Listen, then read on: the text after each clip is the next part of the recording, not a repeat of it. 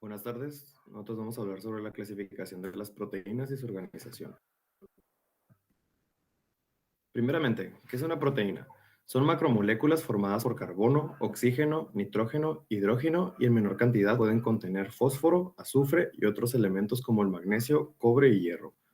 Y estas son cadenas de unidades de aminoácidos que se encuentran unidos por medio de enlaces peptídicos entre los grupos carboxilio y el grupo amino. Y yo les voy a hablar sobre la clasificación, que hay varias maneras de clasificarlas, pero yo le voy a hablar de las tres principales, que son la función, por función, composición y estructura. Primero, proteínas estructurales. Contribuyen a fijar la forma o dar rigidez o flexibilidad de las diversas partes de los organismos, desde los organelos celulares y los miembros de los pluricelulares. Proteínas de reserva. Constituyen un almacén de aminoácidos que el organismo utilizará en el crecimiento o reparación de sus estructuras y en su desarrollo. Y las proteínas activas, que desempeñan múltiples funciones activas. El funcionamiento del organismo, todas tienen en común que pueden desempeñar su función y han de interaccionar específicamente con una sustancia llamada ligando. Después también se pueden clasificar por composición química, que son las holoproteínas o también proteínas simples y las heteroproteínas o proteínas conjugadas. Las proteínas simples son proteínas formadas únicamente por aminoácidos. Se dividen en globulares o fibrosas. Y unos ejemplos de las globulares serían las prolaminas, gluteninas, enzimas. Y de las fibrosas, el colágeno, las queratinas, las elastinas y las fibroínas. Y las proteínas conjugadas, estas están formadas por una fracción proética y por un grupo de proteico, que se denomina un grupo prostético. Y uno de esos ejemplos es las glucoproteínas. Y lo último se pueden dividir por estructuras, que son 4. Estructura primaria, estructura secundaria, estructura terciaria y estructura cuaternaria. Y estas a continuación mi compañero les va a hablar más a fondo de ellas. Todas las proteínas poseen una misma estructura química central, que consiste como en una cadena lineal de aminoácidos.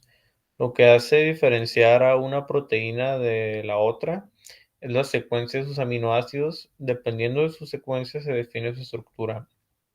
La estructura primaria de una proteína lo que hace es como determinar su función que realizará. Sin embargo, la secuencia lineal de aminoácidos puede adoptar múltiples conformaciones en el espacio que se forma mediante el plegamiento del polímero lineal.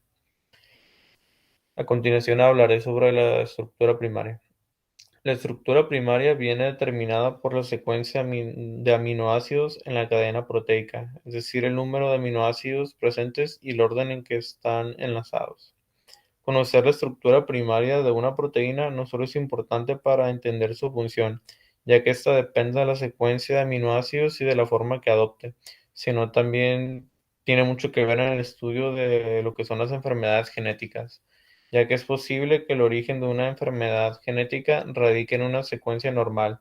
Esta anomalía, si es severa, podría resultar en que la función de la proteína no se ejecute de manera adecuada o también en que ésta no se ejecute en lo absoluto. Continuando con las estructuras secundarias de las proteínas, es la disposición espacial local del esqueleto proteico, gracias a una formación de puentes de hidrógeno entre los átomos que forman el enlace peptídico, es decir, un tipo de enlace covalente, sin hacer referencia a la cadena lateral. Existen diferentes tipos de estructura secundaria: la estructura secundaria ordenada, la estructura secundaria no ordenada y la estructura secundaria desordenada. Continuando con la estructura terciaria, que es el modo en que la cadena polipeptídica se repliega en el espacio, es decir, cómo se enrolla una determinada proteína, ya sea globular o fibrosa. La estructura terciaria se realiza de manera que los aminoácidos apolares sitúan hacia el interior y los polares hacia el exterior, en medios acuosos. Esto provoca una estabilización por interacciones hidrofóbicas, de fuerzas de Van der Waals y de puentes de disulfuro 1 y mediante enlaces iónicos. Y por último, la estructura cuaternaria deriva de la conjunción de varias cadenas peptídicas que, asociadas, conforman un ente, un multímero que posee propiedades distintas a las de sus monómeros, a sus monómeros componentes. Dichas subunidades se asocian entre sí mediante interacciones no covalentes, como pueden ser puentes de hidrógeno, interacciones hidrofóbicas o puentes salinos.